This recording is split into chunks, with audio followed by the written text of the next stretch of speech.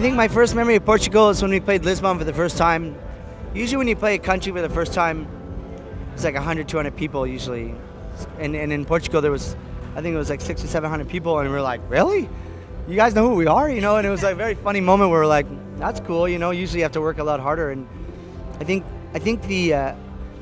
also from North America, when you look at Europe, like I feel like people have expectations of Spain, but you find more what you want in Spain and Portugal than you do in Spain, in a sense where there's like, Portugal is like a very old Europe in a way still, amazing nightlife, and it's like a kind of a really fun spirit. I kind of think it's one of the secret spots of Europe in that way. It's one of the most underrated places in Europe. So I always love coming here.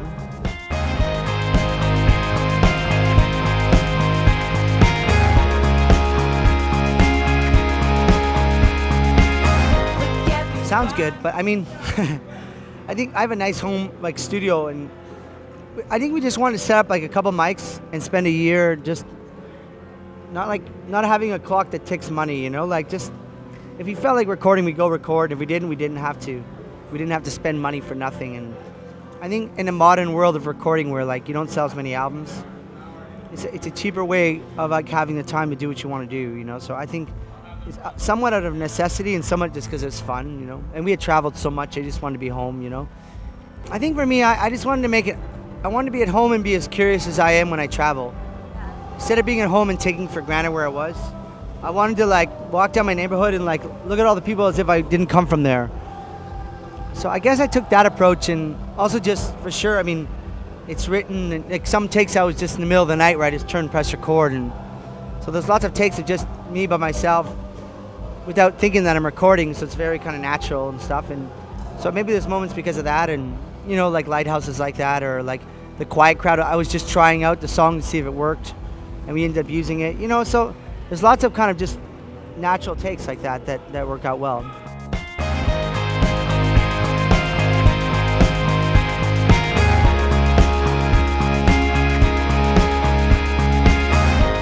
I think my favorite story that's fun to talk about is, so I have a friend who has this crazy family in Quebec, and she made a film about it because they're so crazy. And there's this one story about this woman whose husband was really mean to her whole life.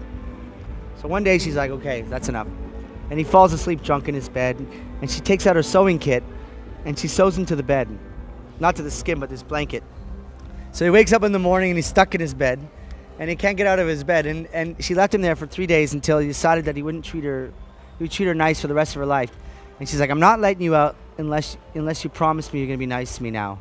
And I just thought that was like one of the most, because it's real, it's a true story, you know. It's just like, you know, in a way, that's what I mean, like being curious about your neighborhood. There's so many little stories like that around where you live and you just don't know that are better than any movie you'll ever watch, you know. And it's like that story is like difficult to beat in any fictional settings, you know.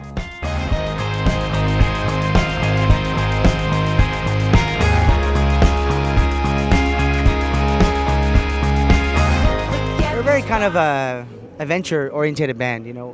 One of the reasons why we still play music together is that when we're on the road and we see like something ridiculous to do, we just do it. And I remember this one time, I don't know why it comes to my brain, but the most dangerous adventure we've ever had. So we see this like helicopter place, and we're like, let's all go in a helicopter. Like, and we're in the middle of north of Quebec, which is like hours and hours of nobody, in a small little helicopter place. And we're like, let's go. And we get into the helicopter, and the pilot's like, I love Pink Floyd, and we're like, oh no. You know, like, you don't want your pilot to like Pink Floyd. That's like a bad sign from the get-go. And we get in the helicopter, and all of us like, okay, we're going for a band helicopter ride. And the helicopter starts going up, and he starts going, what happens if I turn off all the engines? So we're up really high, he shuts the engines up, we start falling, he turns them on last minute, we're like, oh, that's scary. We keep on going. Then he starts doing low levels on rivers into a waterfall last minute, all this crazy shit. And we're like, I think this is dangerous. And he's like, oh, no. And then he started to go underneath power lines. And we're, you know, all of us in the back, and we're like going underneath power lines, and it was very scary. And then like, I just remember that in the last tour being like, you know, something you're not supposed to do. It's just, you know, and the odds of having a dump, like a crazy. You know.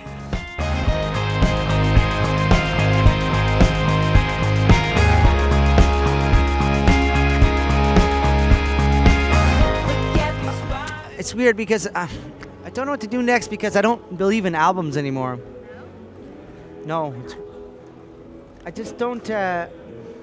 You know, I think when you look at music, like music history, like as like a society changes, the way you release your music changes. You know, I just kind of feel that the era of every 3 years you put out a record, then you tours.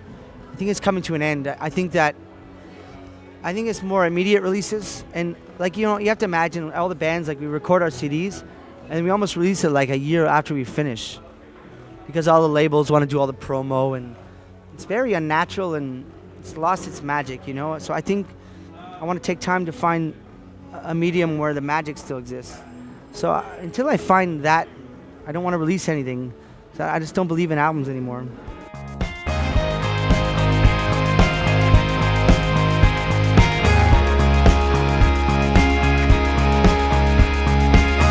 I never expect anything. You never know what a show's gonna be like. I think you just kind of, but you keep an open heart so you can adapt to a situation. And festivals too is very unpredictable. Yeah, we play some new songs, a couple of old songs, but mostly new songs. But the new songs work better than a lot of people like the new album the best out of all the records so far. That's been like in general, and they work really well live. You know, so. You know, so it's kind of easy to play the new songs in a way that playing the some of the old songs are still fun, but the new songs are more fun still. You know, big question. I started music when I was very young, and it became a lot of my life. You know, like my friends, my surrounding, just almost like a part of who I am. So it's difficult for me to ask, but I do know like when I write music or I'm on stage, I get a very this incredible feeling inside that I don't think I can live without, to be honest, you know, and it's very touching and it's very sensual and it makes your body want to explode, and I just don't know if I can live without that, you know. So I guess that's why I do music.